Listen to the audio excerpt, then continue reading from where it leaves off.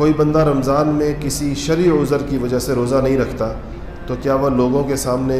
کھا پی سکتا ہے؟ دیکھیں، جس نے روزہ نہیں رکھا اس کی وجہ ہے، مثلا یہ کہ وہ مسافر ہے اس نے نہیں رکھا، ان کا مطلب یہ ہے پوچھنے کا، یا وہ بیمار ہے اس نے نہیں رکھا، تو بیمار کو اور مسافر کو بھی حکم یہ ہے کہ لوگوں کے سامنے کھائے پیے نہ۔ اور جو لوگ بعض جس طرح مثلا خواتین کا اپنے مخصوص ایام کی وجہ سے بعض اوقات ان کا روزہ نہیں ہوتا، تو ان کو بھی یہ کہا گیا ہے شرعاً کہ اس کو کہتے ہیں تشبہ بالصائمین،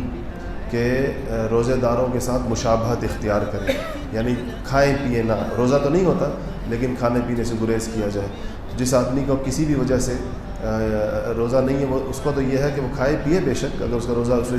لوگوں کے سامنے کا، اس سے شاعر کی جو اللہ تعالیٰ روزہ اللہ کے شاعر میں سے اس کی توہین ہوتی ہے، کیونکہ ہر دیکھنے والے کو تو یہ نہیں پتہ چلے گا کہ اس کا روزہ کیوں نہیں ہے، ہر ایک اس کے ماتھے پر تو نہیں لکھا ہوگا کہ مسافر ہے یا بیمار ہے، تو لوگ یہ سمجھیں گے گویا کہ یہ روزہ رکھنا اور نہ رکھنا ایک برابر بات، ایک جیسی بات۔